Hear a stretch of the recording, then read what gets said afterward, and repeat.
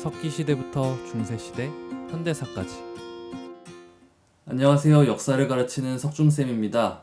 우리는 지난 시간에 인도의 고대 국가들, 마우리아 왕조와 쿠시안 왕조에 대해 살펴보았습니다. 오늘은 굽타 왕조와 인도의 고전 문화에 대해서 살펴볼 텐데요. 교과서로는 92페이지입니다. 네, 먼저 굽타 왕조의 성립과 발전입니다. 굽타 왕조는 4세기부터 6세기 중반까지 있었던 국가인데요. 이 시기에 중국은 위진 남북조 시대였고요. 우리나라는 삼국시대, 그리고 서아시아는 사산왕조 페르시아가 있던 시기입니다. 이 굽타 왕조는요, 인도사에서 가장 영광스러운 시기로 인식되는 때인데요. 이 시기에 이제 우리가 이따가 배울 인도의 고유 문화가 발전하게 됩니다. 이 굽타 왕조의 전성기를 이끌었던 왕은 찬드라 굽타 2세인데요. 찬드라 굽타 2세는 북인도를 통일하고 중앙 집권 체제를 강화했습니다. 이 찬드라 굽타 2세가 북인도를 통일하면서 이제 지역을 지배했던 방식은요, 정복한 지역의 왕들에게 충성을 받고 계속해서 다스릴 수 있게 하는, 어떻게 보면은 속국을 만드는 그런 방식이었는데요. 이 시기에 우리가 배웠던 많은 국가들도 중앙 집권 체제를 강화하고 관리를 보내긴 했지만 실질적으로 지방 속속들이 다스리기는 굉장히 힘들었을 겁니다. 교통과 통신 시설이 부족했기 때문인데요. 그래서 굽타 왕조는 정복한 지역의 왕들에게 충성을 받는 방식을 택했고요.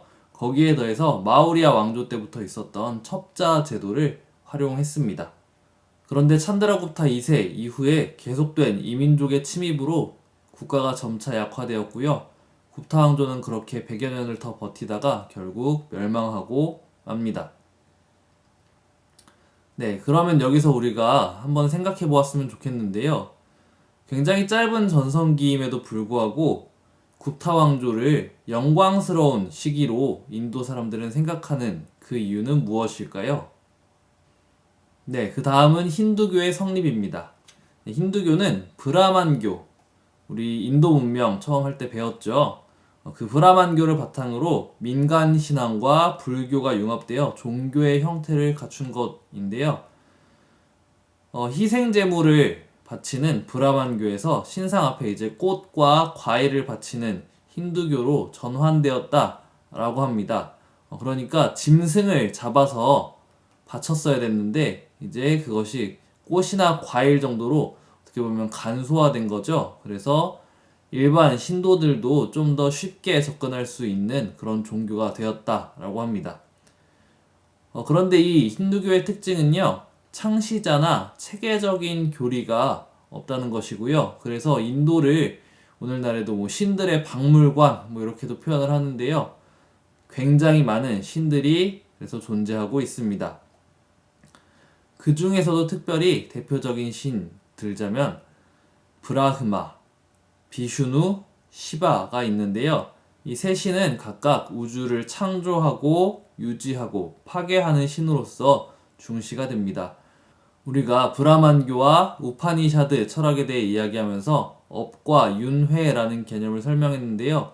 특별히 이 윤회가요, 창조, 유지, 파괴 이렇게 순환이 되는 거다라고 이야기를 하는데, 이 윤회의 고리에 연관된 신이 브라흐마, 비슈누, 시바입니다. 그리고 이 힌두교가 성립되면서 카스트 제도가 인도에 정착하게 됩니다. 이 힌두교에서 카스트에 따른 의무 수행을 중시했기 때문인데요. 이 카스트에 대한 각종 규례와 관습들이 기록되어 있는 것이 마누 법전입니다. 이 마누 법전이 인도인의 생활에 큰 영향을 미쳤습니다. 이 마누 법전을 보면요, 왕권이 신에게서 온다고 보았고요. 그리고 카스트에 따라서 차별적으로 형벌을 적용하도록 기록해 두었습니다. 그래서 브라만 같은 경우에는 극형, 그러니까 사형이 이제 면제되었고요. 그리고 계급별로 같은 상황에서 받는 처벌이 다른 모습을 보여줍니다.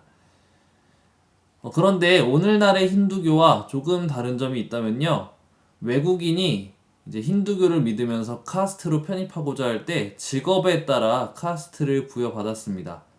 오늘날에는 외국인들이 힌두교로 개종하는 일이 거의 없다고 하는데요. 그 이유는 외국인이 힌두교로 개종할 경우 제일 낮은 카스트를 받는다고 해요. 근데 이 시기에는 직업에 따라서 적절한 카스트를 부여해주면서 외국인들도 인도 사회로 흡수했다고 합니다. 이렇게 굽타 왕조 때는 힌두교가 성립되기도 했지만 아까 이야기했다시피 인도의 고전 문화도 발전을 했는데요. 이 시기의 주요 문화유산으로는 인도의 아잔타 석굴이 있습니다. 굽타 시대는 힌두교가 성립되고 힌두교가 중심이 되었던 시대이지만요. 이 아잔타 석굴은 불교 미술인데요. 종교를 뛰어넘어서 이 아잔타 석굴은 인도 미술의 극치로 여겨지고 있다고 합니다. 이 석굴 양식이요, 중앙아시아와 중국으로 전파가 되고요. 우리 중국 위진남북조 배울 때 룽먼 석굴 한번 봤었죠? 이 영향을 받아서 만들어진 것으로 보고 있습니다. 네, 이 시기의 인도 문화는요, 인도 고유의 색채를 굉장히 강조하는데요.